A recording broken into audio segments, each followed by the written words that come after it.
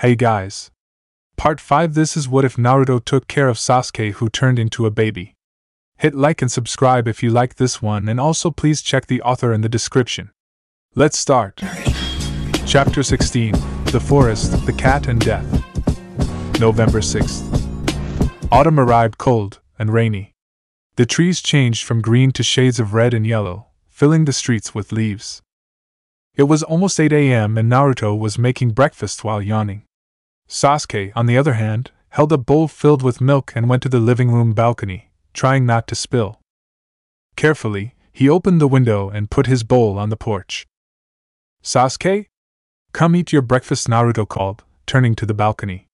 "What are you doing?" "I'm waiting for him to come today." Naruto understood and smiled. Their balcony was leaning against the roof of the next house, where a black cat with a white ear used to sleep his naps before going to hunt rats. Since he found him sleeping on the roof, Sasuke tried to convince the cat to come to him, but with no success. "There he is!" the child exclaimed, when the black cat jumped gracefully from the old oak tree to the roof next door. "Come here, kitty! Come on!" The cat looked uninterestingly at Sasuke and lay on the tiles. "Kitty! Here!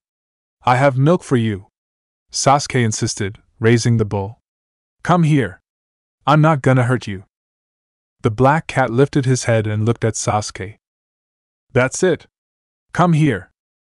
With a yawn, the cat got up and went away with an irritated look. "Oh, he went away," the toddler lamented, putting the bowl sadly on the floor. Naruto went over to his son and knelt beside him. "That cat is a loner," the blonde said. "He prefers to be on his own. But I want us to be friends." "Why doesn't he want to be my friend?" Sasuke asked, feeling depressed. "Come on. Don't feel bad. Let the bowl there. Maybe he'll want to come drink milk later," Naruto told him, grabbing the boy's hand. "Don't give up." The masked man was in a bad mood. He had paid a fortune for a crappy boat ticket which should take him to the capital of Land of Sun, but a storm had forced the ship to dock at a tiny port in the middle of nowhere. And they refused to give him back the money. "Sorry, sir," the captain of the boat said. "But we made the trip as the agency has hired us. There are no refunds." "You must be kidding me," the man growled. "I paid you to take me to the Teo City, not the middle of nowhere."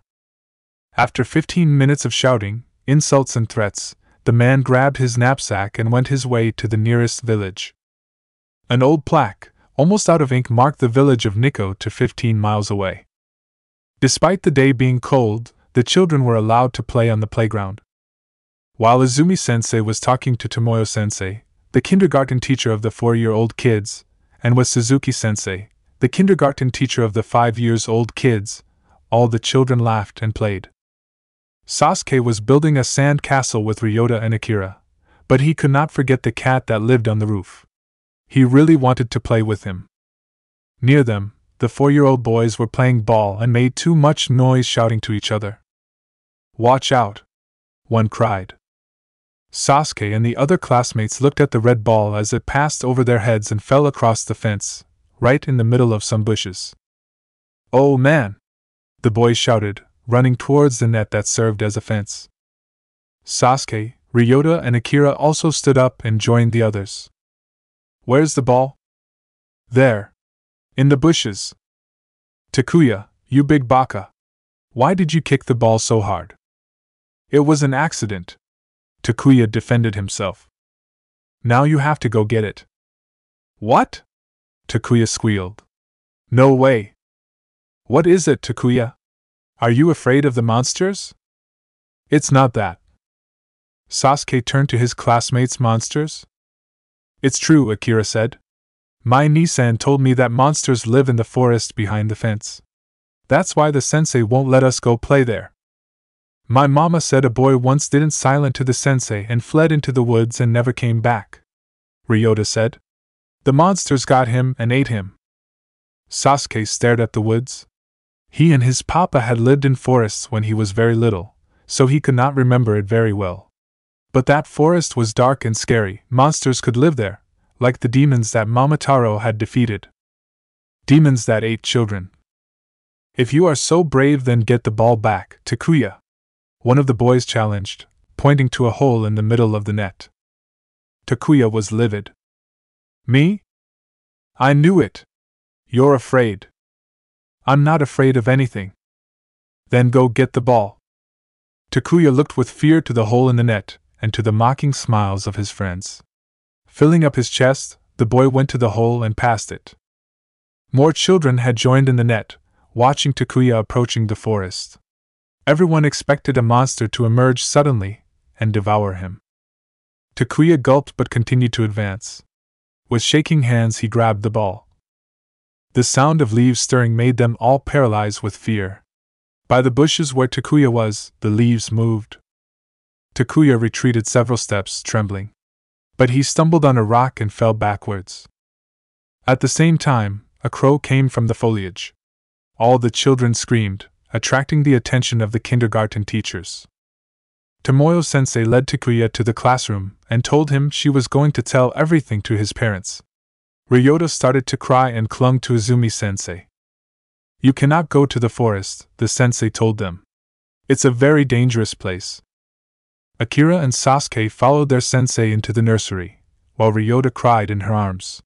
For the children, the worst nightmare was getting lost in that forest of death, alone with the monsters. When Sasuke returned home, the first thing he did was run towards the living room balcony. To his great joy, the black cat was drinking the milk. Kitty! The child exclaimed, opening the sliding window and headed for the cat. The animal arched his back, raised his fur and hissed when Sasuke tried to approach him. Don't be scared, Sasuke told him, handing his pale hand. I just wanna be. The black cat hissed and scratched his hand. Sasuke started screaming, grabbing the wounded hand, and the cat jumped from the balcony to the roof and disappeared among the leaves of the oak. Naruto ran to the balcony and noticed Sasuke. Sasuke! What is it? Naruto asked. Sasuke ran into his father's arms and showed him the scratch. Naruto caught the toddler in his arms and carried him to the bathroom to wash the cut. There. Don't cry. It's just a scratch, it'll heal soon, Naruto said softly as he washed the wound and put a plaster on it. Sasuke clung to his father's chest and wept with pain. He had seen his own blood and that frightened him a lot. The cat scratched you, huh? Naruto realized while stroking the child's back. Why? Why did he, scratch me? The boy sobbed. I just wanted to be his friend, and he hurt me. I felt the same way too, once. Naruto recalled having those same feelings when he fought against Sasuke, a lifetime ago. Sasuke grabbed Naruto's neck and closed his fist. Naruto could already feel the lack of blood on his head, but that was nothing compared to the pain he felt in his heart. Sasuke was killing him. He was actually killing him. And he smiled while doing it. Maybe I was the only one who thought we were friends. Naruto thought. I told you, it's too late, Naruto, Sasuke said. The Uchiha's Chidori went through Naruto's chest. A stream of blood came down the blonde's torso and up his throat. If that's the case, then how stupid am I, Sasuke?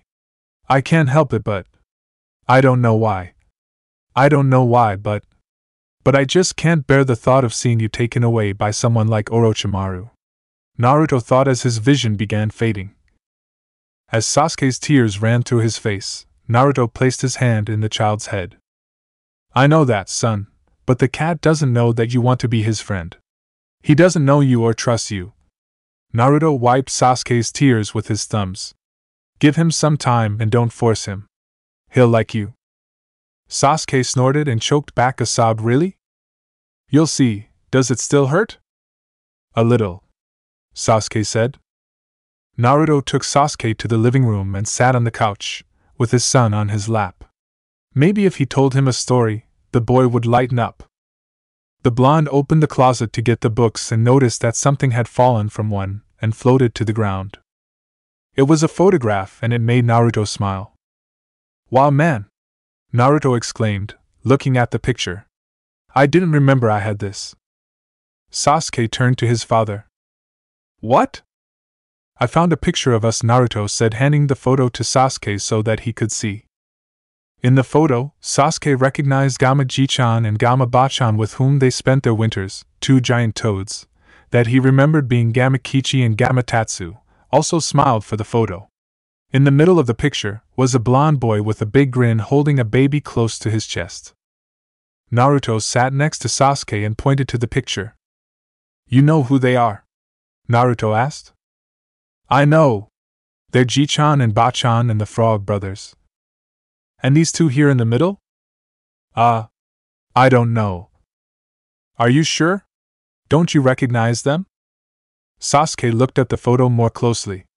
The blonde boy had spiky hair and like his daddy, but it was shorter. He also had the same blue eyes and whiskers marks. Is that you, Papa? Sasuke asked, very surprised. Sure am. You were different. You look smaller. That's because I grew up a lot. And do you know this baby? The baby had black hair and black eyes like Sasuke. It's me. That baby is me, Naruto nodded.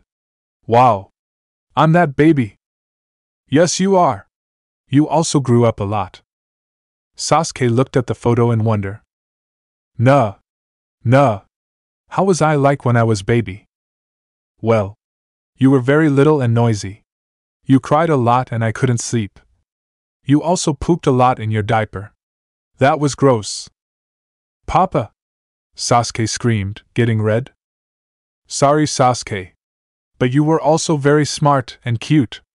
I had fun taking care of you. Did you like me, Papa? The baby me. Naruto blinked. It sort of seemed like the old Sasuke asking him if he was too hard to handle.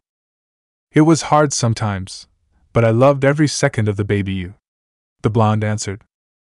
Sasuke looked at Naruto attentively. Do you still love me? Like when I was a baby? Naruto smiled at the child's need for him to prove his affection. Children needed to know they were loved. And from what Itachi had told him, Sasuke's birth father wasn't very open-hearted. I love you even more each day. Sasuke blushed slightly and hugged his father. Suddenly, someone knocked at the door. Stay there, Sasuke, Naruto said, turning toward the door and opened it slowly. In the hallway was a middle-aged, very breathless woman.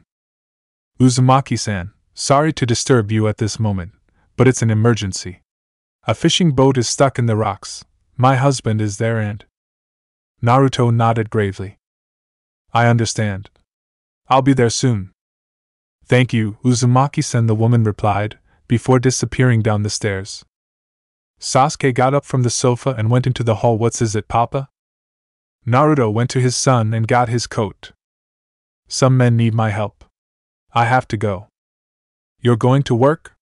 The child asked, very disappointed. Now? Naruto didn't accept work after bringing Sasuke from the nursery. But that was an emergency. Sorry, son. I'll have to go out a little while. You'll stay with Mayuba-chan until I get back. Oh. But I wanted to play with you. Sasuke whined. Naruto put on his sandals and helped Sasuke with his before leaving their home and go up the stairs. The blonde patted the door of the upstairs neighbor, who opened with a gentle smile. Oh. Naruto?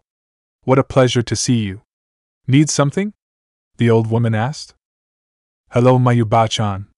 I'm sorry to bother you at this time, but I need to go out for a bit. Can you look after Sasuke until I get back?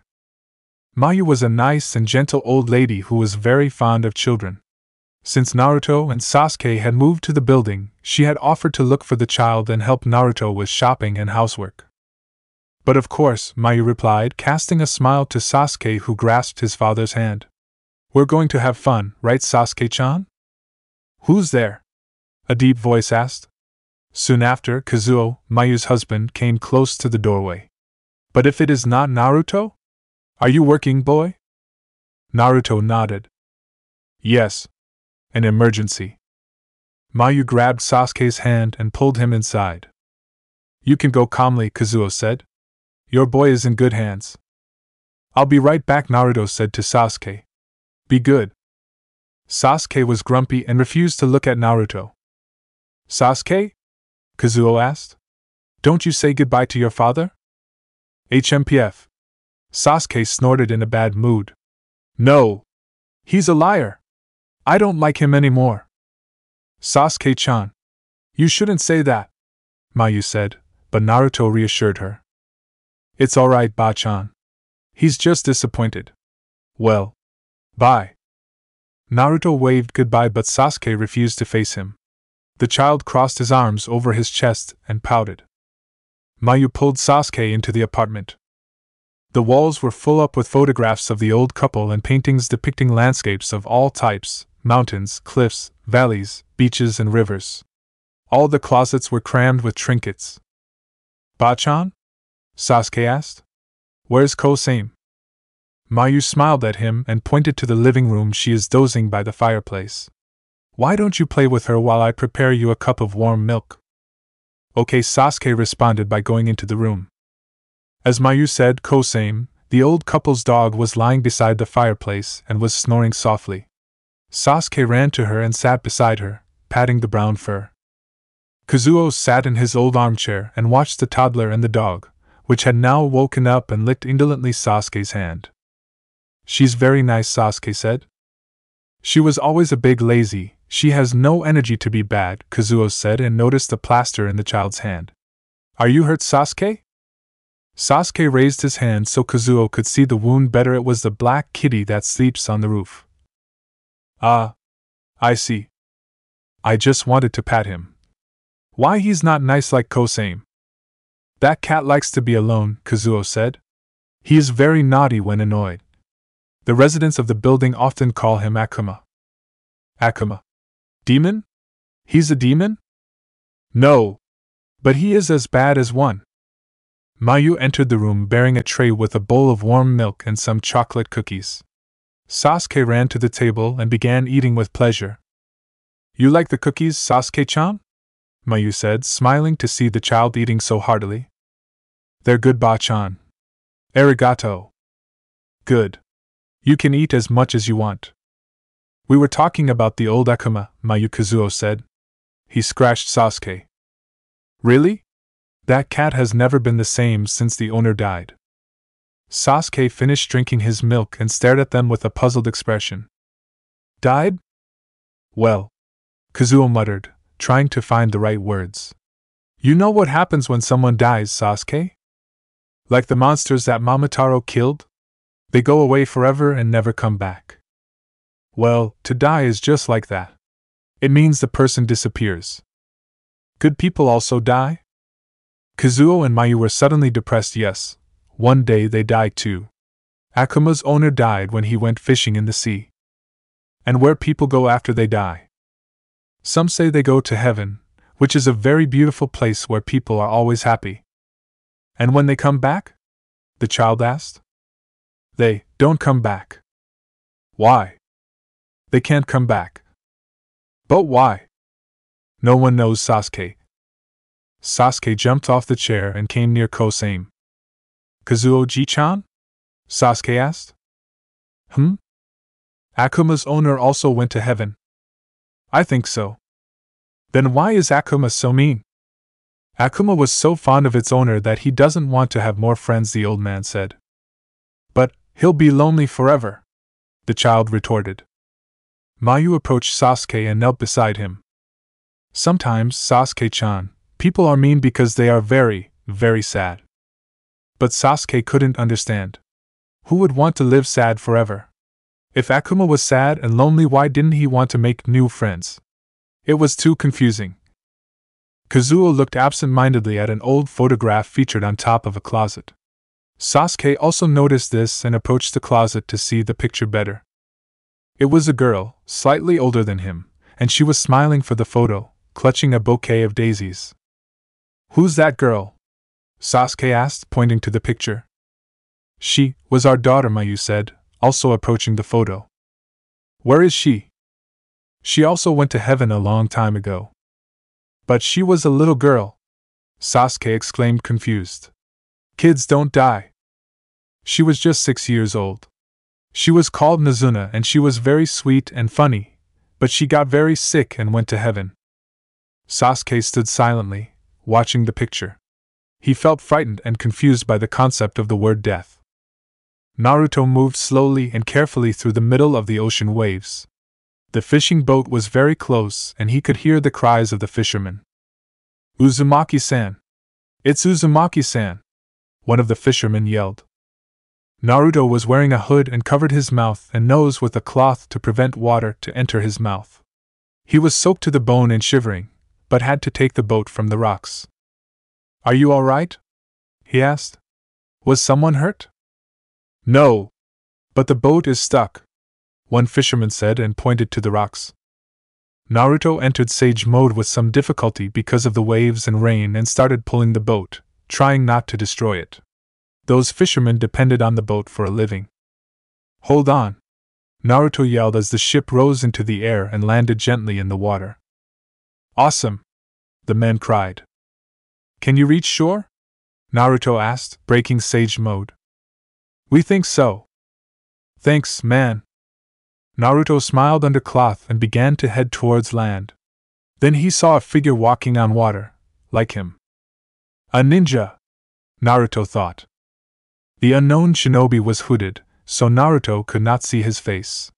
Noticing Naruto, his body suddenly became tense and ready to attack. For some time they both just stared at each other, with the waves and rain passing through them furiously. A particularly violent wave was all it took to make them discharge each other. The fight started slowly but with intense taijutsu, evolving to punches and kicks more purposeful. Naruto didn't know for sure why he had to beat that guy, but if possible, he had to know where he came from. The fishermen eagerly watched the fight. It was the first time they saw a clash between ninjas and they were entertained.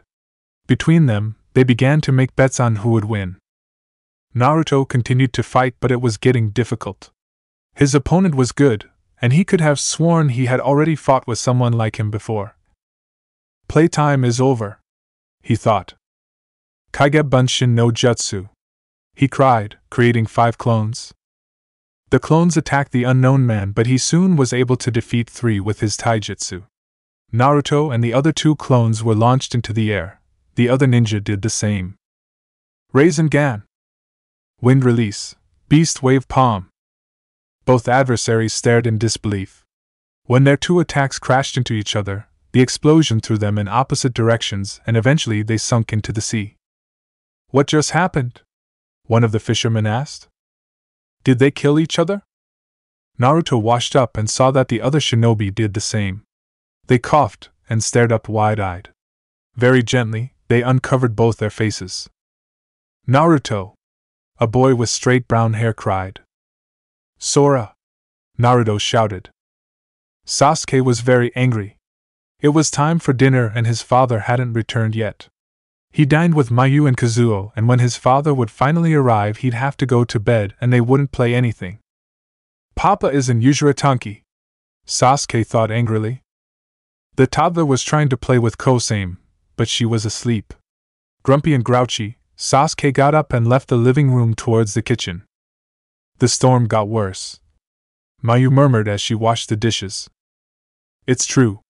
The waves are going to be huge. Tonight will be dangerous," Kazuo said. "I hope Naruto is okay," Mayu said. Sasuke stood behind the door. "The sea is so dangerous." "Naruto is a strong boy," Kazuo said. "He'll be fine." "I hope so. What would Sasuke-chan do if his father died at sea?" Sasuke felt a painful weight on his chest. "Died? Don't think about that, Mayu. Naruto is so young. But even young people die." On top, Sasuke-chan was angry with him. It would be a horrible way to say goodbye to each other. Sasuke's fury disappeared and was replaced by cold and absolute fear. The child let he slip to the floor and started crying tears of sorrow, anguish and guilt. "Holy shit, Naruto! This was the last place I expected to find you," the young monk exclaimed, drinking his soup with satisfaction. After the fight at sea, the 2 boys dragged themselves dribbling a restaurant in the village to dry up and talk freely. "Same here, I was not expecting to see you," Naruto said.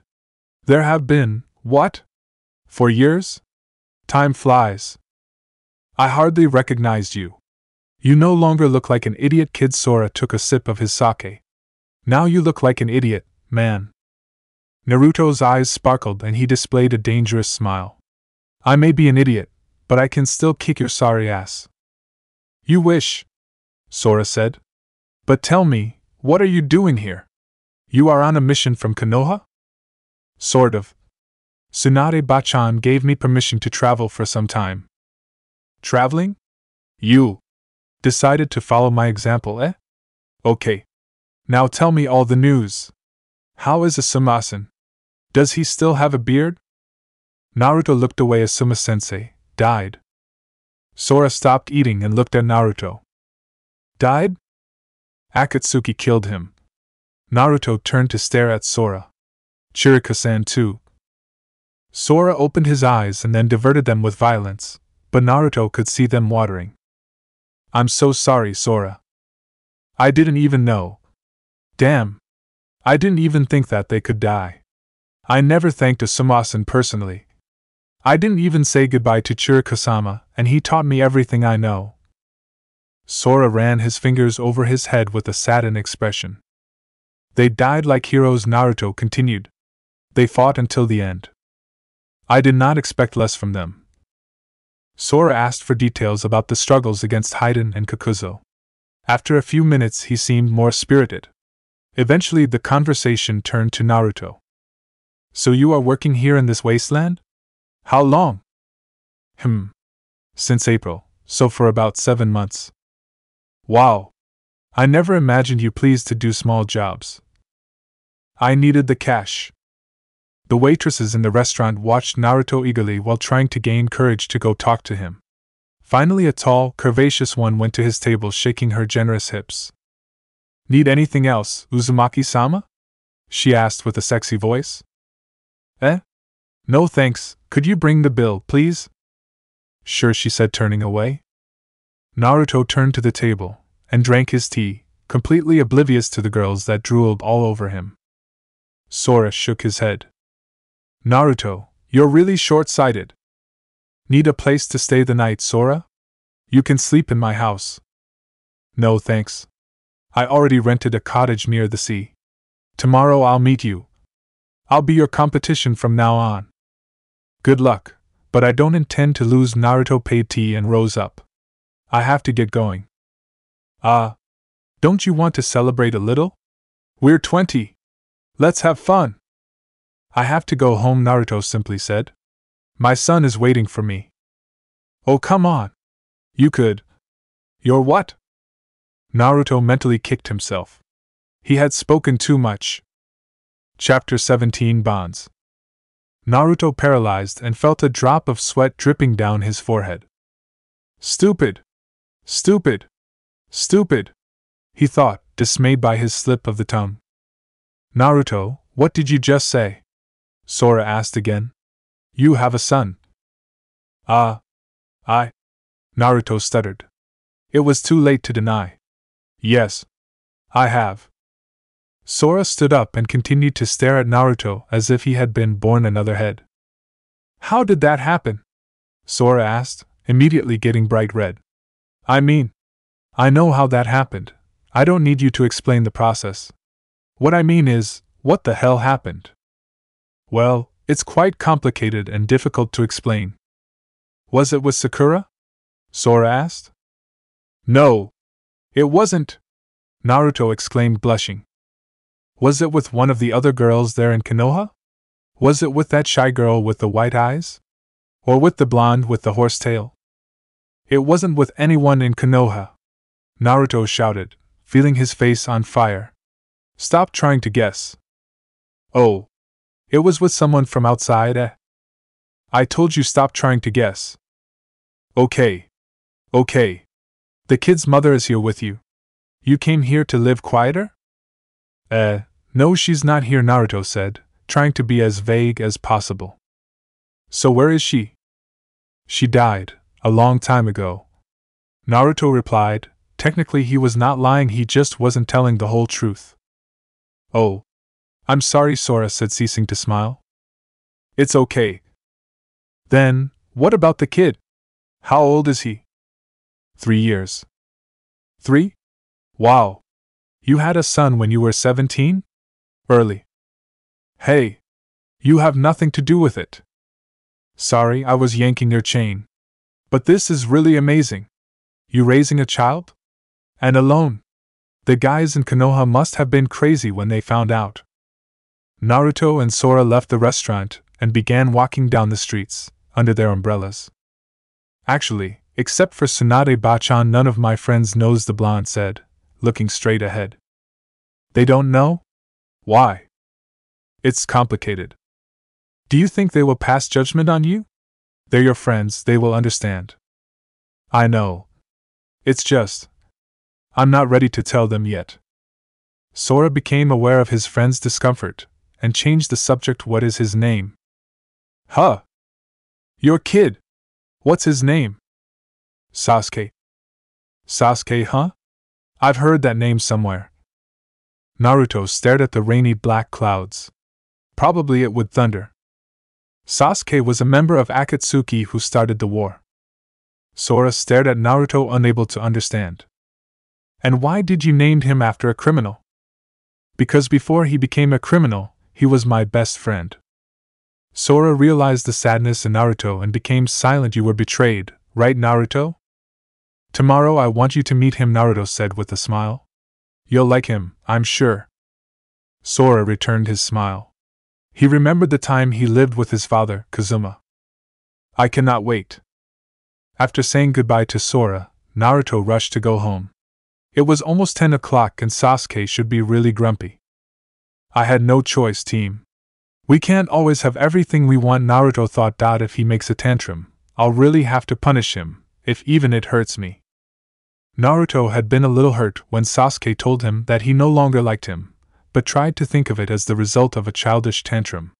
After all, Sasuke was little more than a baby who talked and walked. The blonde climbed the stairs and knocked on the neighbor's door. Naruto! You're here, Mayu said, opening the door to let him into the house. Sorry about the delay, Bachan. But something came up. We're just happy you're fine. With the storm we feared the worst. Everything went well. All the fishermen returned home. Sasuke behaved well?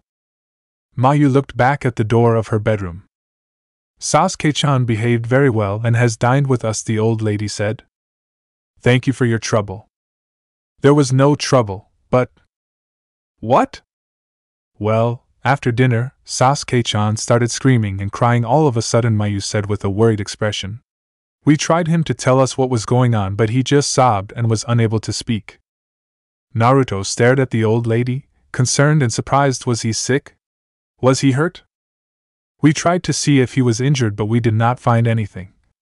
He didn't told us he was sick. He just continued to cry and refused to leave the hallway. The hallway? We also couldn't understand. There was no way to him take away from the hall. Finally he ended up falling asleep. Kazuo is with him in our bedroom. Naruto went to elderly couple's room and knocked on the door. Kazuo opened it and greeted him before he led Naruto towards the inside. Sasuke was lying on a pillow, face down, and with his eyes still swollen and red. He's sleeping like a rock, Kazuo said. He was worn out. Naruto took the child out of bed and took him in his arms. When passing a hand across his forehead, Naruto deduced that Sasuke had no fever. Did he have a déjà vu? Did he saw something scary from his past? Ji-chan, did Sasuke talk about something in particular? Something that might have frightened him? Now that I think about it, Sasuke noticed the photo of our late daughter and made us questions about death. I tried to be as careful as possible, and he didn't seem scared. Only 2 hours later he started crying. Was that it? Sasuke's life had been full of death, the death of his parents, his brothers, the deaths that he himself had caused. I see. Thanks for everything, Ji-chan. And sorry. Naruto said goodbye to the neighbors and went home. He landed Sasuke still dressed on the bed and decided to take a bath before bedtime. After getting a bath towel and his pajamas, the blonde ninja went to the bathroom and took a hot shower. In his room, Sasuke slowly opened his eyes and noticed that he was no longer in the neighbor's lobby. The child stood up and realized that he was in his own bed. With a jump, he got out of bed, walked to the window and pulled the curtains. It was still dark and raining outside. A lightning appeared in the clouds and thunder followed. Sasuke felt frightened by the storm and remembered what Bachan Mayu and Kazuo Ji-chan had said. The storm got worse. Mayu murmured as she washed the dishes. It's true. The waves are going to be huge. Tonight will be dangerous, Kazuo said. I hope Naruto is okay, Mayu said. The sea is so dangerous. Naruto is a strong boy, Kazuo said. He'll be fine. I hope so. What would Sasuke-chan do if his father died at sea? Don't think about that, Mayu. Naruto is so young. But even young people die. On top, Sasuke-chan was angry with him. It would be a horrible way to say goodbye to each other. Sasuke felt his chest suddenly tight, and his lower lip began to quiver. Papa! Papa! The child sobbed with his eyes full of tears. Sasuke left the room and went running to the kitchen. Papa? He called, but the kitchen was empty and cold. Papa, where are you? After leaving the kitchen, Sasuke searched for Naruto in the living room and in the bedroom, but his father was not anywhere. The 3-year-old child continued calling for him but with no response. Sasuke went to his father's bed and began to weep and groan. It was all his fault. His daddy was gone forever because Sasuke had been mean and called him names. Now he would never see him again. He couldn't say he was sorry. What have I done? Sasuke thought, struck with horror and guilt over what he had caused. Naruto had just left the shower and dried his hair with a hairdryer. He felt much better now that he was dry and warm, and without that damn fish smell embedded in his skin. The young shinobi left the bathroom and thought he heard soft groans. Naruto opened Sasuke's bedroom door, but the latter was not there. It was then that he realized the sound was coming from his room.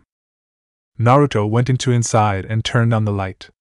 Sasuke was lying on his bed, clutching a pillow and crying his eyes out. Naruto came and sat on the edge of the bed. Slowly, he rested a hand on the child's back. Sasuke? The child opened his eyes and turned slowly. When he saw Naruto sitting next to him, he was speechless. Are you okay, Sasuke? Naruto asked again, but the child continued to look at him as if he had seen a ghost. What's wrong? Are you feeling bad? Sasuke threw himself into Naruto's arms and began to wail again. The boy had his hands fisted on his father's shirt and buried his face in his chest. On the other hand, Naruto merely placed his hands on the child's back and let him cry at will. What happened, Sasuke? Why are you crying? Sasuke continued to sob. His tears wetted Naruto's pajama shirt front, but he didn't care. Shh. It's okay. Don't be scared, Naruto whispered softly, stroking his small back. Papa's here. Tell me what happened. The two continued embraced for some time without saying a word. Gradually Sasuke's sobs decreased, but the child still hugged Naruto tightly, refusing to separate from him. Sorry. Sasuke stuttered between sobs. Huh?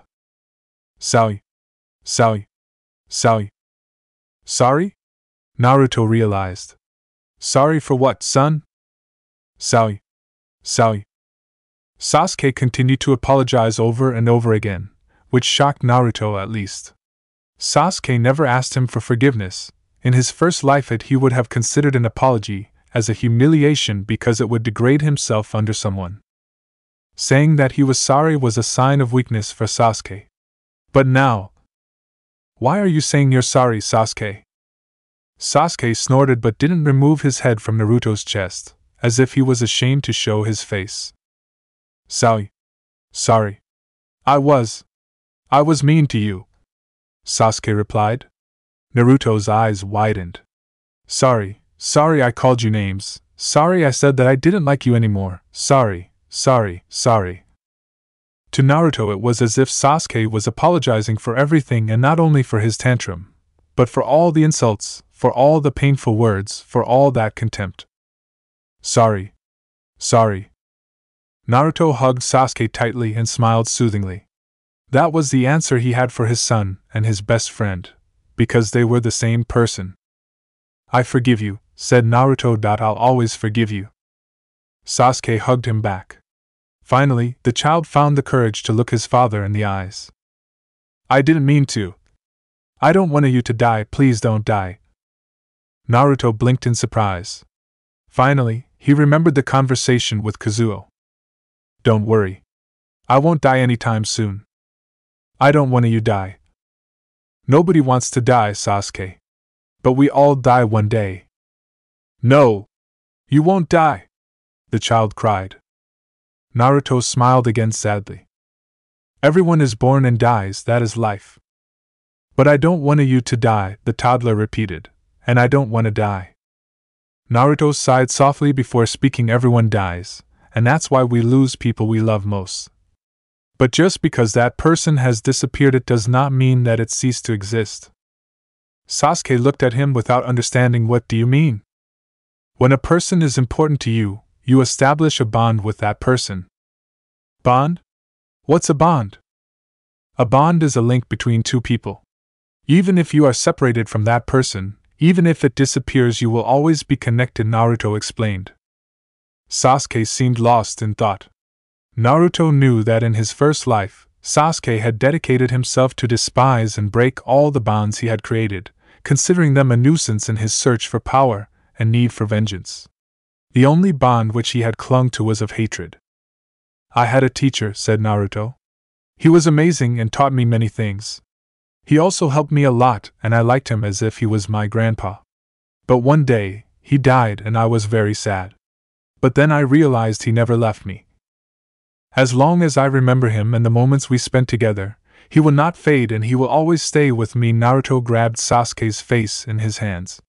That is a bond. A bond, the child repeated, trying to understand what Naruto had said. And we have one too? A bond? Naruto nodded. Where is it? Sasuke asked while looking at his body.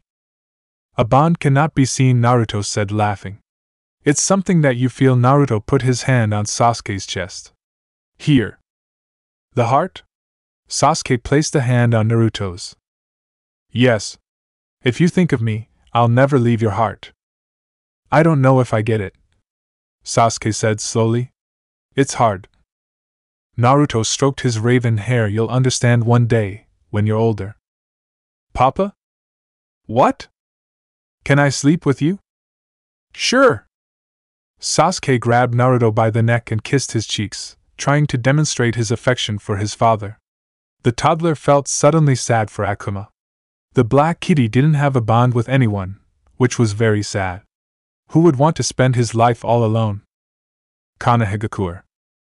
After another diplomatic mission, Temari was ready to return home. The young 23-year-old Kunoichi enjoyed traveling, especially to Konoha. It was a very different village from Sunagakure, with their large colorful buildings and huge fresh trees. However, her village would always be her home. Temari would have preferred to leave after the shops had opened to buy some candy for herself and her brothers. But this wasn't possible, and they wouldn't any gifts this time. It was wonderful to be so close now. It had taken some time, but the Sand siblings had become a true family, celebrating birthdays, eating together, making dinner together, work and have fun together. Thanks to Naruto and Gaara. Temari could never thank Naruto enough for what he had done for her family.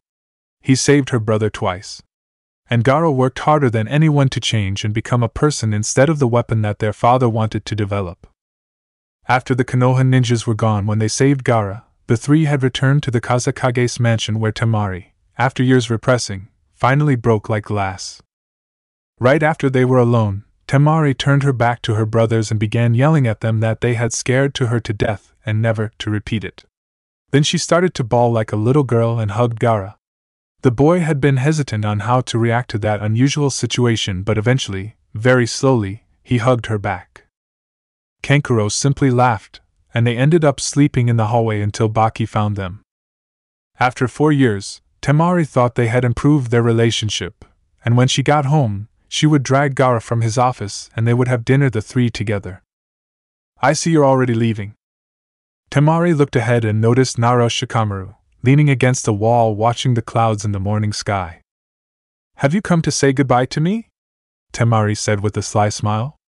You could be sleeping like you love so much. It's a drag, but my job is to accompany you in Konoha. Shikamaru pulled away from the wall and stared at the kunoichi. I like doing my job well.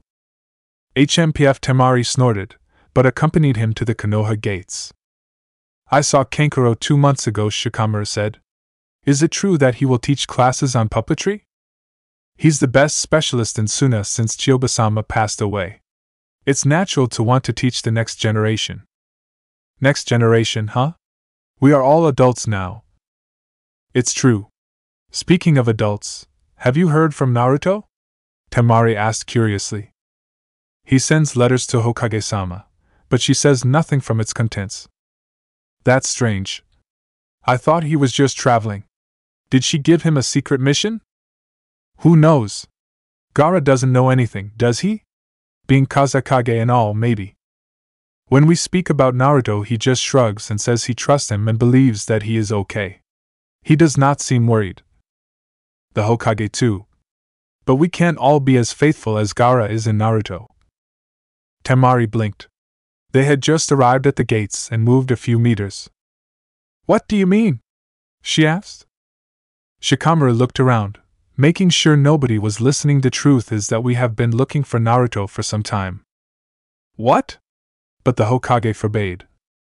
Even our senseis are worried. Naruto would not travel without reason after have killed Sasuke. Even if I wanted to run away for a while, he would not be absent for 3 years. I guess so.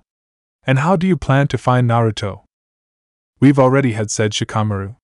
We heard eyewitnesses who saw him in the land of mountains and going towards west, to the land of Sunday. After this country only ocean exists, so Naruto has to be there. But that land is vast and has lots of cities. Naruto would not go to big cities, too many people coming and going who can speak about him.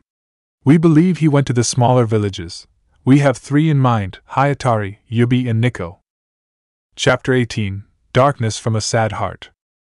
Naruto walked slowly across the busy street, waiting the old and new customers and greeting acquaintances.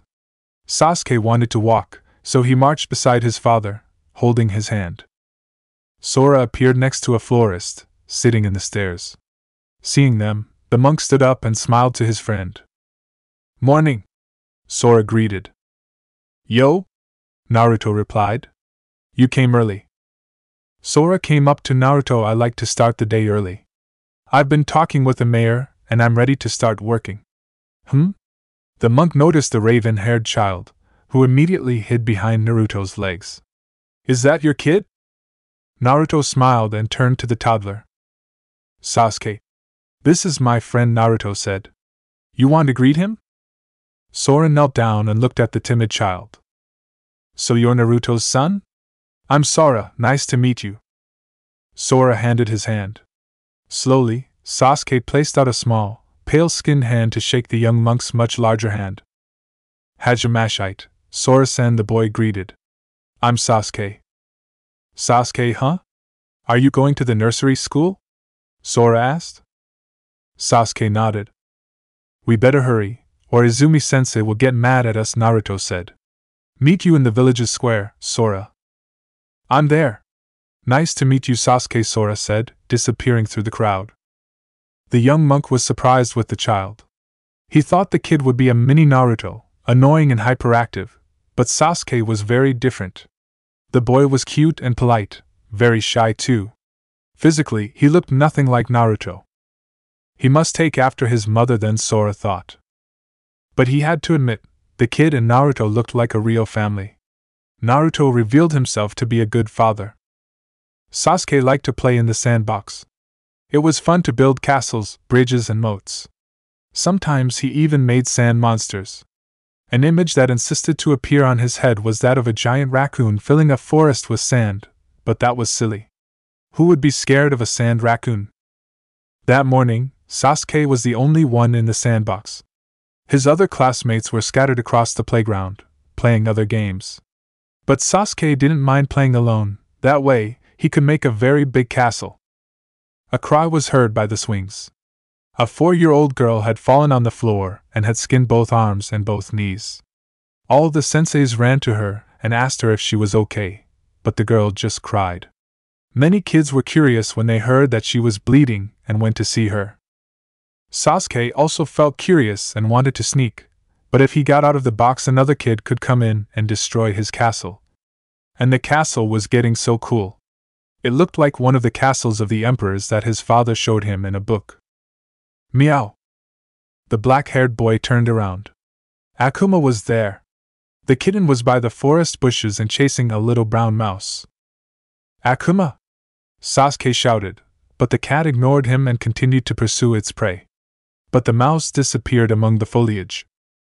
Akuma continued to smell the trail that the mouse had left in the ground and stood by the bushes.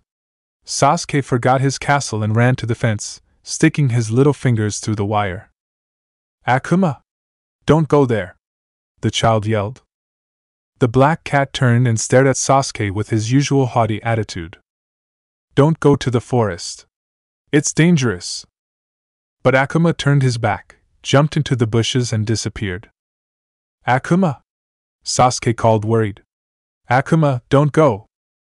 For some time, he didn't hear a single noise except the sound of leaves and the occasional song of a bird. Until... Meow! Sasuke felt the hairs rise on the back of his head. The cry was Akuma's. Akuma! Akuma! The cry stopped, and the forest was silent again. Sasuke waited, hoping that the black kitten could come out again. Perhaps it was nothing, maybe he was just a little hurt or felt frustrated for losing his lunch. Akuma? Akuma, are you there? The child asked. Time went by but Akuma never showed up. Sasuke felt his legs shaking. Monsters! The monsters had caught Akuma. Sasuke continued to stare at the trees in the forest. The wind made the branches creak and a black crow flew into the sky, cawing. The child stared at the hole in the net. Akuma! Sasuke muttered. He could not leave the kitten there alone, he had to save him. I'm going, Akuma! Without anybody seeing him, Sasuke got to the hole in the net and went through it, tearing a piece of his jersey that became stuck to the metal wire. The boy continued and went through the bushes, trembling with fear. Akuma? Akuma, are you there? Sasuke asked. After the bushes, there were more dark and scary trees. The trunks were very thick, the roots came out of the ground like tentacles, and the foliage was so broad that there were almost no sunshine. Sasuke continued to move through the tall grass and rocks, very slowly and always searching for Akuma. Or for the monsters. Akuma! Akuma! He couldn't see the black cat anywhere. Also, he didn't hear any sound, not even birds. The forest was dead silent. The child turned away from a particularly large tree and tripped on one of its roots, falling on top of weeds and dirtying his hands and clothes with dirt. Ow! Sasuke groaned, putting himself on all fours and looking forward. He then finally spotted Akuma. The kitten was lying on the high grass. Akuma! Sasuke yelled, getting up and awkwardly approaching the cat. Sasuke was surprised when he realized that Akuma didn't budge. The black kitten was lying on the floor, with his legs stretched forward. His mouth was half open, showing his white and sharp teeth. The child came near the cat and shook it. Akuma? Akuma? As much as Sasuke shook him, the kitten would not budge. The 3-year-old child didn't realize that the animal's chest didn't rise nor fell, or that he was unable to feel his heart beating, or that his mouth wasn't inhaling air. Sasuke didn't understand that Akuma was dead. Akuma! Akuma, wake up! Let's go home! Sasuke continued to call. The boy was so focused on the cat that did not notice the movement among the grass. The creature slipped between the plants and bit the child's calf. Arr! Sasuke cried quietly, immediately starting to shake. His black eyes stared at the white snake, with its teeth still in his leg until it let go and disappeared again. Sasuke fell to the ground. He could not stop shaking and could not move his legs or arms. The pain spread from the leg to the rest of his body, and he felt more and more cold. Aya! Aya! Aya! Sasuke groaned. The pain was unbearable. His heart beat wildly against his ribs, he had trouble breathing and his skin felt cold with sweat. His stomach started to turn and Sasuke felt like vomiting. Ah! Ah! Ahahahaha! The child screamed when an incredible headache made him feel dizzy. Sasuke's vision became blurred. Before he lost consciousness, the boy heard voices in his head. Sasuke, were you planning to kill Naruto? Why must you insist upon being superior? Chidori is not a move to be used on someone from the same village. Why did you act so childish? Don't do this, Sasuke-kun, you don't have to be alone. You told me that day how painful solitude can be. I understand that pain now. I have a family and friends, but if you were gone, Sasuke-kun, it would be the same thing for me as being all alone. It always hurts my heart to melt a good-looking guy. But you're going to have to die. Foolish little brother, if you wish to kill me, hate me, detest me, and yet survive in an unsightly way, run and cling to life. You need to have patience if you want to achieve your goal. You think you're so cool. And those eyes make me sick. Always judging me and my art. You have no appreciation of the beauty of my work, and it makes me want to kill you. Sasuke, forget about revenge. If you attack Konoha, I will have to fight you, so save up your hatred and take it all on me. I'm the only one who can take it. It's the only thing I can do. I will shoulder your hatred and die with you. Because I'm your friend. For the sake of the ninja world, for Konoha I cannot let you live. I float, like a butterfly, and sting like a bee, 'cause I'm the eight-tailed beast. It had already been decided that the moment you abandoned the village, you would become our new leader. Please forgive the rudeness we displayed earlier. I can't let you die. You're all I have left to remember Kimimaro. No matter how far Orochimaru fell, he still loved him. Now I know how the third Hokage felt. You're quite a ladies' man, aren't you, Sasuke? With that vision of yours, and chakra more ominous than my own. You're the spitting image of Uchiha Madara from the elder days. I don't care if you are one of the legendary Sannin, the great shinobi of legend. I swear, take one more step towards Sasuke and one of us will die here. Cower in awe. Cry your heart out. Because my art is an explosion. You and I are flesh and blood. I'm always going to be there for you, even if it's only as an obstacle for you to overcome. Even if you do hate me. That's what big brothers are for. How impressive. 1,000 foes stand before you and you don't even bat an eyelid. Someone who can't even save a friend isn't fit to become Hokage. Isn't that right? Sasuke? Papa. The last thing he saw was a ghostly vision of a snake man smiling at him evilly. Naruto and Sora worked well despite the constant bickering. It was good to talk to a friend, and Naruto was having fun while competing with the monk. It's almost lunchtime, Sora said, stretching his aching and tired arms. How about a break? Huh? You're getting tired, Sora? You have gone soft. Idiot. I never get soft. I can still keep up for 3 hours. I'll keep up for 4 more hours. Both their stomachs snorted, making them blush with shame. Maybe a little snack won't do any harm, Naruto muttered, not wanting to stare Sora in the eyes. Yeah, maybe just a soup. The two friends jumped over a wall and began to proceed quickly to the nearest restaurant. When they arrived, Sora sat at a table outdoors and began to read the menu while Naruto took off his coat. Uzumaki-san! One woman shouted, running down the street. Naruto recognized her as one of the nursery's employees. And she seemed very concerned. With a leap, Naruto went to her. The woman was panting but able to speak. Uzumaki-san. An accident happened. Sasuke-kun. Naruto felt his body tensing and he grabbed the woman by the shoulders. Sasuke? What happened to Sasuke? He fled to the woods behind the nursery. When he was found, he was unconscious. He was bitten by a snake. Naruto had his heart pounding with panic. He could not believe it. Sasuke was... Where is he? Naruto asked, almost yelling. Izumi took him to hospital.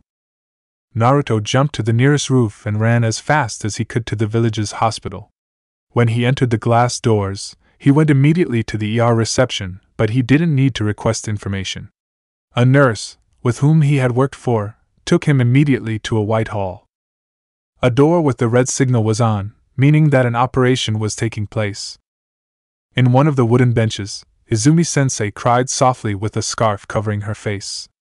Seeing Naruto, she stood up, wiped her tears, and stared at the ninja filled with concern and regret. Uzumaki-san. I brought Sasuke-chan as soon as I could. I'm so sorry. Will Sasuke be okay? Where is he? Izumi pointed to the door down the hall. The doctors took him to do a blood test and try to prevent the poison from spreading throughout the body. They still haven't said anything since we came. Naruto buried his face in his hands and sat on the bench. He felt his throat dry and his legs trembling due to terror. Izumi stood up. She didn't feel worthy of approaching Naruto as she was responsible for Sasuke and failed. What? Naruto sobbed. What happened? During recess, one of the children hurt herself on the swings. While we were busy taking care of with her, Sasuke-chan escaped through a hole in the fence. We hadn't had time to fix it. When I called the kids, I noticed that Sasuke-chan was gone. We called for him but nothing. Then I noticed that a piece of his shirt was in the fence's hole and I ran to the forest. It was then that I found him. He was unconscious, moaning and having seizures. Beside him was a black cat, dead. Naruto remembered the black kitten with which Sasuke wanted to be friends with. Finally he understood what had happened. Sasuke had gone after the cat. You know what snake bit him? I didn't see the snake anywhere, it disappeared. Izumi began to cry. Oh my God! Oh my God! Half-hour later, Naruto told Izumi to return to the nursery. The other children needed her, and there was nothing she could do for Sasuke. Sora came by and made Naruto company. Finally, a doctor with a gray ostentatious beard left the room and turned to Naruto, who rose immediately. Are you the father? The doctor asked. Yes. How is he? Is he gonna be okay? Naruto asked. The doctor looked exhausted but struggled to stand firm. We believe the boy was bitten by an unknown snake species, the doctor explained. We tried all our antivenoms, but without results. The boy's blood pressure is getting higher, and he does not stop squirming. We are going to try to create an antivenom from his blood, is the only thing we can do right now. Naruto took a hand to his head and leaned against the wall. Never wanted to have Tsunade with him so badly like at that moment. If Sasuke died, There's a strange thing, the doctor continued. Naruto turned to face him. The boy seems to be having hallucinations. He keeps talking nonsense. He's also always grabbing his neck, but he was bitten in the leg. Naruto opened his eyes in disbelief. He remembered the Chunin exams perfectly, when Sasuke writhed in pain due to Orochimaru's bite. The day Team 7's fate was changed forever. A yell came from the infirmary. The doctor and Naruto ran into the room just in time to see two nurses trying to keep hold of Sasuke, who squirmed in his hospital bed, screaming hysterically. The doctor went to the child and tried to examine him, but Sasuke started kicking everything he touched, always with one hand grasping his neck. The same place where the curse seal had been. Sasuke, Naruto whispered, feeling pinned by the door. No! Stop! No! Sasuke shouted, scratching a nurse's face with his free hand. Go away! Don't come any closer! Naruto got out of his torpor and proceeded towards his son, although a nurse tried stopping him. With both hands he grabbed Sasuke and pressed him against his chest. The child continued to shudder and scratch Naruto's neck, but he did not quit. Instead, he turned to the doctor. Doctor, is there venom that affects the brain? There are many, but what? Are there any cases of a poison that creates painful visions? The doctor opened his eyes and nodded in understanding. Yes, there is. I'll look this up and try to create the antivenom. Uzumaki-san, it is best for you to leave. We'll give him a sedative. Naruto shook his head, trying to keep the child quiet. I think I can calm him down. Give me a chance, doctor. Uzumaki-san. Please. The doctor looked at the ninja for a few seconds but nodded. Very well, Leave them alone, the doctor ordered the nurses. Sora looked at Naruto in the doorway and the latter waved his head. The monk also nodded and left the room. Naruto was left alone with Sasuke still screaming, scratching his skin and kicking him in the belly. The blonde laid in bed, always clinging to Sasuke. One of the scratches and was bleeding profusely, and stained their clothes and sheets. Naruto didn't let go of Sasuke, even when the toddler poked his fingernails on his face. Naruto knew exactly what horrors the boy was reliving. Sasuke! It's okay, Naruto yelled. You're safe. Nobody will hurt you. Leave me alone. Go away. The child cried, grabbing his neck with both hands. Ah! Ah! Aya! Sasuke! Orochimaru! Sasuke groaned. I knew it. Naruto muttered. Sasuke! He cannot hurt you. You're strong and I'm here. Naruto continued hugging Sasuke, knowing that the boy was trapped in a world of dark echoes from his past. Sasuke was alone in a dark world. There were dark waters around him, dangling around his ankles. But he couldn't see anything else, just water and a black sky. Where am I? The boy moaned. How disappointing, Sasuke-kun, a squeaky and cold voice whispered. Who's there? Sasuke felt something crawling beside him and cried. It was snakes. Thousands of black snakes, sliding around him and merging together to form a human figure, a very pale man with black hair with a very cruel smile. You thought that you were strong, was it not, Sasuke-kun? Who are you? Sasuke asked. A vision overlaid the black world. Sasuke saw the same man next to a burnt tree with a scroll in his hand. My name is Orochimaru.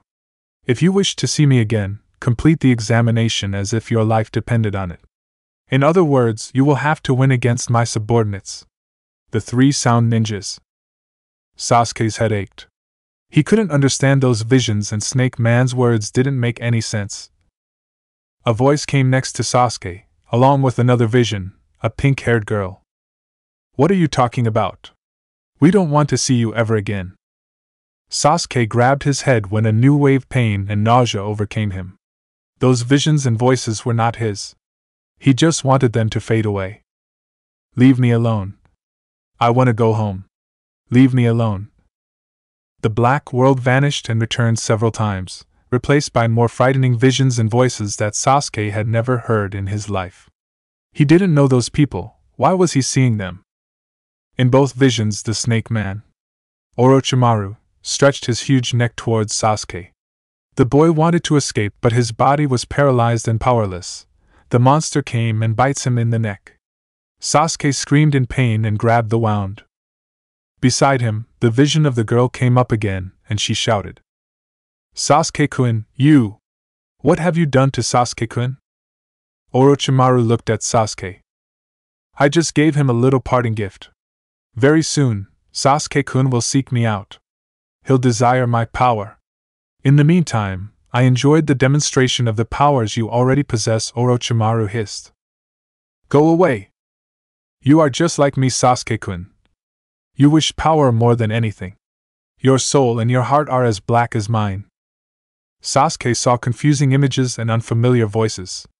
A man with a mask covering his face, a blonde boy, a man with glasses, a man with an orange mask.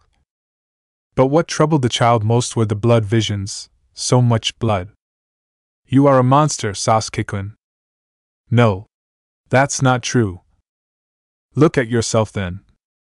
Sasuke looked at his reflection in dark waters. From where Orochimaru had bitten him, pitch-black spots emerged and spread through his body. His left eye became yellow and black. Like a demon's. No. No! Sasuke found himself killing people. He saw a girl saying that she loved him, and he replied that she was annoying. He saw a blonde boy chasing him. He was killing a redhead girl and an old man. He saw a pale man smiling at him before falling to the ground dead. Stop! Sasuke also heard voices talking, but he could understand them. He didn't know those people. He didn't know those voices. You have the same eyes as I do, the eyes, filled with hatred and death, that long for strength, just like mine, your eyes tell me how badly you wish to kill the one who put you through the hell called loneliness. Stop it! Sasuke-kun!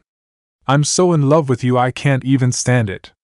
If you would only be with me, I promise, I'd never let you regret it. Every day would be a joy.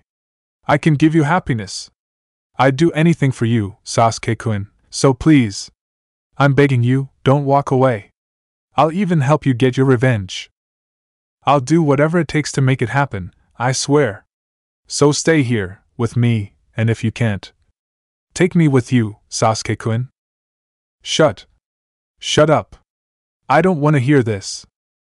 Well, I've seen a lot of people like you, and the fate of those who seek revenge is grim. It's tragic. You will end up suffering and hurting yourself even more. Even if you do succeed in getting revenge, the only thing that remains is emptiness. I don't understand. You may have the same eyes as your brother, but you perceive things differently. You do not value Itachi's sacrifice. Instead, you just throw your anger at anything and everything. You have wasted the Uchiha clan's sacrifice. Please stop. Sasuke didn't want more visions. They were all so dark and cold. So scary. Sasuke felt disturbing feelings and the eagerness to kill everyone, a hatred so intense it made his head ache. He felt superior to everyone and felt he did not need anybody. He was better off alone, forever. I'm not like that. He was alone. He didn't need anybody. Friendships were for wimps who need protection. His purpose was revenge. They would all feel his hatred. All of them would die. That's not me. The sinister feelings were so strong that Sasuke thought he was going to die just for experiencing them. He felt angry, arrogant, and cruel. But lonely, he felt so alone. It was then that he saw them. Strings, many blue-lighted strings came out of his chest and joined many people's hearts. Sasuke knew that these people were friendly and cared about him. They were attached to him by that connection. Bonds. Those were the bonds he had with those people. Losers. You're all losers, Sasuke said with contempt. What? Sasuke realized that some of the strings became thinner. My days of playing ninja with you kids of the Leaf Village are done, Sasuke said with the same cold and haughty voice tone. I didn't mean this. Sasuke groaned when some of the strings broke and faded. The people, whose faces he could not distinguish, stared him with cold and hurt eyes before disappearing. Wait. I didn't mean it. But the words kept coming out of Sasuke's mouth. He spoke again with the same voice that was not even his. The voice that came from his lips was deeper, like an adult's. Do you think I need your friendship? Your love? How pathetic. More strings were severed. More people looked at Sasuke filled with hatred and contempt for his cruel words and left. Sasuke wanted to ask them to come back, that it was a mistake. He couldn't control his mouth. I'm not the one talking. This isn't me. My goal is in the darkness. I do not need weaklings around me to distract me from my goals. Get out of my sight. The strings continued to break as more people gave up on Sasuke and went away. The toddler was terrified and wanted to stop, but it was like a monster was living inside his body, controlling him. The monster was transforming Sasuke into someone like him. I don't need a future with any of you. Finally, only 3 people remained. Sasuke knew that they were very special to him, precious. Those people loved him. Yet the monster spoke again. Get lost. I don't need you. You're nothing but pathetic weaklings who dare to get in my way. I hate you. No. I don't hate. The strings became even thinner. Sasuke felt his heart heavy and filled with pain. Don't go. Please, I want you to stay. Don't leave me. But the dark monster was too strong and spoke through Sasuke again. I'll kill you. I'll kill you all. I'm so anxious to kill you that I'm shaking with excitement. If only you knew how much I hate you. I hate you. I wish I had never met you. 2 of the strings were severed and the people have also vanished. Sasuke wanted to cry but the tears wouldn't come. His chest was tense with pain. These people were dear to him, he loved them and they were gone, because of what he had said. One person remained in the dark with him. The string that bound them still shone as brightly as in the beginning. Sasuke could not understand why, after all the horrible things he had said, why was that person still there with him? Who are you? The person, a boy, he was a boy, was smiling at him kindly. Sasuke felt that the boy understood him and cared about him. That boy was very special to him. So it's you, hopeless little knucklehead, the dark monster scoffed. The boy continued to smile and approached Sasuke, but an electricity wave left the raven's body and hit the other boy, throwing him into the air and making him fall several feet away. Come to think of it, wasn't it your dream to become the Hokage? If you had the time to be chasing after me, you should have spent that time training or something, the monster said with a grimace. The boy stood up slowly, full of wounds that Sasuke's lightning had caused him. But he never stopped smiling and still tried to approach him. Why? I heard you. The monster laughed, filled with scorn and contempt for the boy. Like I already told Sakura, it's over. Just leave me alone. The boy continued to move forward, leaving a trail of blood in the water. Wake up before it's too late, the boy said. I have woken up, don't you see? That guy who dreamed of a happy future full of peace and friendship, he was the one who was asleep. That's why I left the village. That's why I've gone in search of power. It's not the future I dream of anymore, only the past. That's where my dream lies, the monster said, and launched another lightning against the other boy. The boy screamed in pain and was even more injured. A trickle of blood ran down his mouth. But once again, he moved forward. Sasuke felt a mixture of bewilderment and confusion. He couldn't understand, that boy was so hurt. Why didn't he just leave? Why? Why would you go this far for me? The monster asked, also confused and surprised. This is one of the first bonds I've ever had. That's why I'll stop you, the boy said, approaching him even more. The blonde boy was determined. Sasuke could see it clearly in his blue eyes. Those eyes. Come, Naruto. If that's how it is, I'll just have to sever that bond, the monster said, ready to pounce. Naruto. The boy threw himself against Sasuke and managed to stay upright despite several lightning hit him. The blonde boy was seriously injured but didn't give up and moved towards Sasuke, extending a hand for him to grab. What the hell are you? The monster asked. The blonde boy smiled. Your friend. And handed him a hand. Sasuke stared at his hand and at blonde boy's friendly smile. Very slowly, Sasuke also raised a hand and gave him a handshake. The blonde boy's hand was so warm, so familiar. Suddenly the monster re-emerged. With his other hand he grabbed the blonde's neck and lifted him into the air. The boy's blue eyes were filled with shock and sadness. I told you, it's too late, Naruto. The monster growled and, with the hand which he had gave a handshake seconds earlier, pierced the boy's chest. The blonde boy began to bleed from the wound and from his mouth. His blue eyes were blank and filled with sorrow because of that betrayal. Tears ran down his whiskered cheeks, mingling with the blood. The blonde boy was dying. Naruto. Uzumaki Naruto. Papa? The monster laughed with disdain and drooped Naruto into the black waters, which swallowed him until he disappeared. Papa? Papa! No! In the waters, Sasuke saw his reflection. And he saw a monster. Naruto continued rocking Sasuke, but the child would not stop squirming. Come on, Sasuke! I know you can win this! Naruto exclaimed. The sound of the machines was frantic because Sasuke's heart rate was too accelerated and his blood pressure was getting higher. Orochimaru. Sasuke repeated. He can have you. Not this time. I won't lose you this time. Sasuke grabbed his neck and he shouted again. Sasuke! Curse! Curse seal, the child stammered. Naruto realized that Sasuke was watching the echoes of his erased memories, confused records that should be terrifying for a 3-year-old child. Power, revenge. Shit! Why those memories? Naruto thought. Sasuke's hands dropped his neck and clung to Naruto's chest. Relax. It'll be alright, Sasuke. Try to wake up. Go away! Sasuke yelled. Leave me alone! Go away! No! I won't go away! Never again!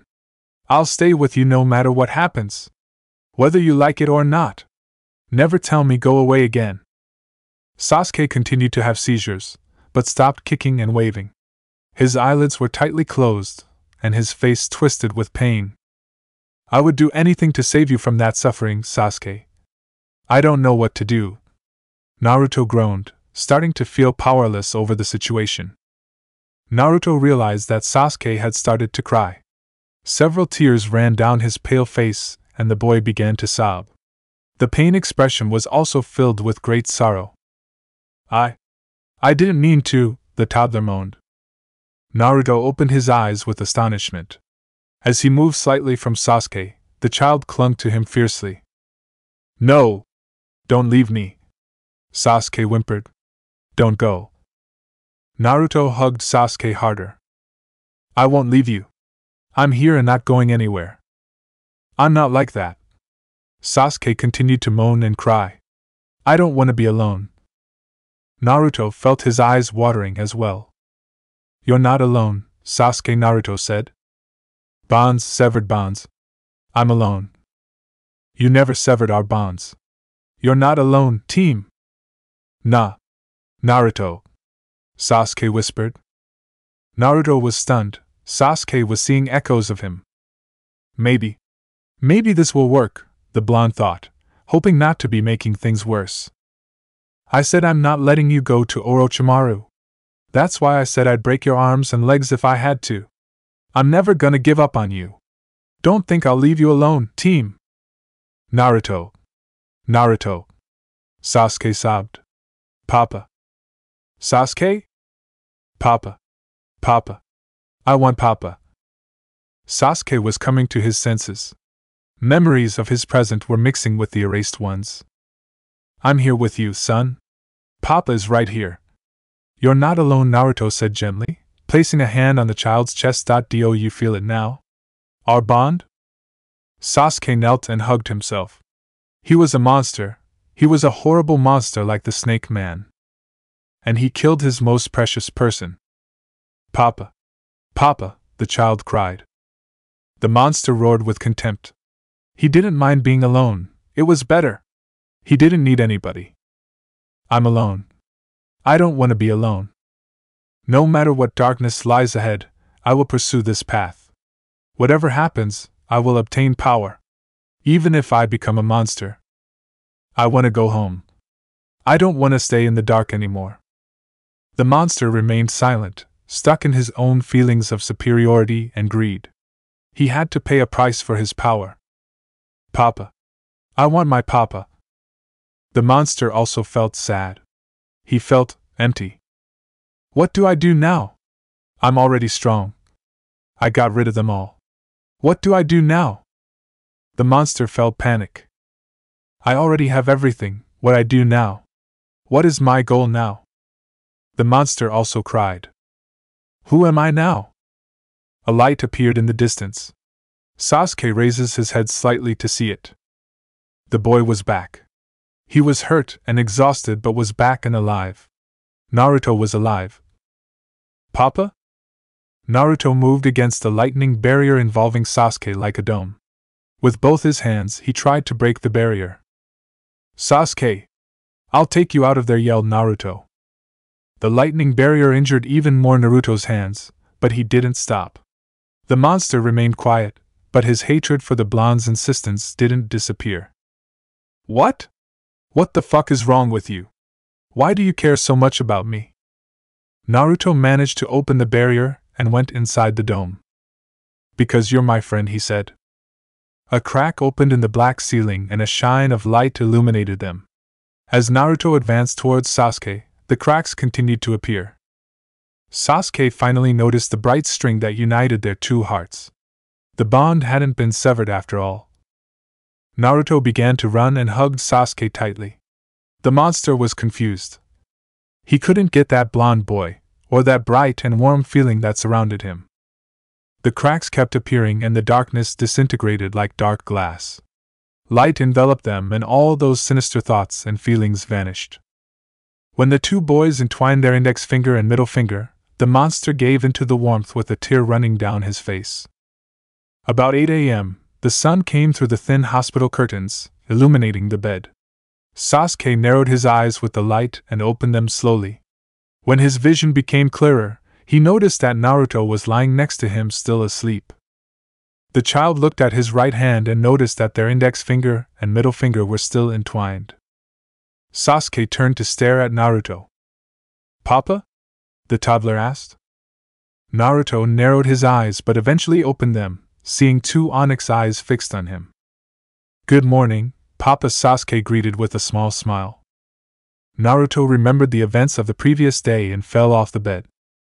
"Ow!" the blonde groaned, massaging his neck. "Damn! What a pain!" "Papa, you okay?" Sasuke asked, trying to get up, but every muscle in his body ached. Naruto stood up and stared wide-eyed at Sasuke. The boy was still very pale and looked sickly, but he had awoken. He was awake. "Papa?" Naruto hugged Sasuke tightly and tried to suppress his tears. He felt so relieved. "Yokata! Yokata, Sasuke!" Naruto exclaimed, clasping the child against his chest. "Thank goodness!" Feeling his father's familiar warmth, Sasuke began to cry and hugged him back. "I was scared," the child whimpered. "It was dark and cold. I was alone." Naruto sat up in bed with his son on his lap, like when he was a baby. "It's okay. You're safe now. I saw a snake man. He was a monster. He said I was gonna be a monster too. I don't want to be a monster." "You're not a monster, Sasuke." "I was gonna be a monster. My neck hurt. Then I started to say very mean things to my friends. I was very mean, and they went away and left me. I didn't want them to go." Naruto uncovered Sasuke's left shoulder. "See? You don't have anything. It's gone, you'll be fine." Sasuke noticed that the black mark that was not in his neck anymore, it had vanished. But then, he noticed the bloodstains on his hospital clothes and on his daddy's clothes. With a sob, Sasuke became aware of the scratches on his father's face and neck, and looked at his little hands, full of blood between the nails. "I hurt you," the child sobbed, horrified.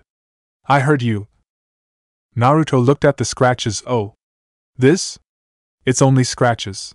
They will heal in no time." "I hurt you." "I hurt Papa." "It's okay, Sasuke. Seriously, I'm fine. You were very sick, so. Don't hate me. Please don't hate me." Sasuke groaned. "I don't hate you, son. Never. Don't hate me. I love you so much, Papa. Don't go away."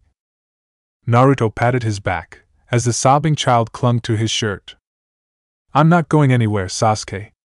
Naruto forced Sasuke to look him in the eyes. "I love you too."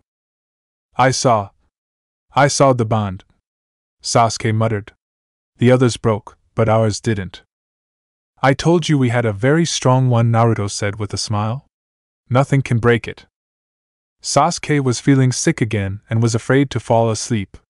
He didn't want to see those frightening visions again or the monster. "The monster inside me. He was mean and scary, but he was very sad too. He said he didn't want anyone but he was lonely," Sasuke said. "Everyone has a monster hidden in their hearts. We have to defeat it to be happy," Naruto explained. "And my monster? What happened to him? What do you feel?" Sasuke closed his eyes. He tried to feel the monster and its frightening visions, but he couldn't feel anything. Only his own memories. "I think the monster is gone." "Who was he?" the child asked, almost falling asleep. "The darkness of a very sad heart," Naruto said. "But don't worry, the monster doesn't need to be sad anymore," so he turned into light. With his father's arms around him, feeling his warmth and scent, Sasuke finally fell asleep with the sun's morning rays enlightening his smiling face. When the doctor came back into the room, his attention was drawn directly to the machines that recorded Sasuke's vital signs. All records were perfectly normal. The doctor told Naruto that he needed to take some blood from the child who was so tired that didn't even wake up. After the blood sample was examined, the doctor asked to speak privately with Naruto, so they went to the hall. Is there a problem, doctor? Naruto asked, worried. Sasuke is still in danger? That's what I wanted to talk to you about. The doctor said, doubt we couldn't create an antidote against the venom of the snake that bit your child. However, the effects of the poison disappeared from his body on its own. It's a miracle. That child has produced his own anti-venom. He became immune to it. Naruto remembered when Sakura tried to stab Sasuke with a poisoned kunai. Kakashi-sensei said that it would be of no use, because Orochimaru would have already made him immune to all poisons. Orochimaru's experiences saved his life today, Naruto thought. I never thought I'd be grateful to that son of a bitch. You do not seem very surprised, the doctor said. My son has a very strong body. Yet he still looks sick. He'll feel feeble for some time, so he'll have to stay in bed resting. The hallucinations that he saw are going to be harder to forget. He will be very needy and scared. It is normal for him to redevelop baby behaviors. Sasuke will need a lot of support. I'll take care of him, Naruto said. I would like to ask you if you could give me the test results. I would like sending them to my village's doctor. She always treated Sasuke. The doctor nodded and fetched the reports. Inside the room, Naruto heard a whimper and a cry. Papa? Papa, where are you? Naruto re-entered the room and Sasuke calmed down, raising his arms to be picked up as if he was a baby again. Naruto lay down beside him and Sasuke curled up against him, sucking his thumb. That's it for part 5. Thank you for watching and see you in the next video.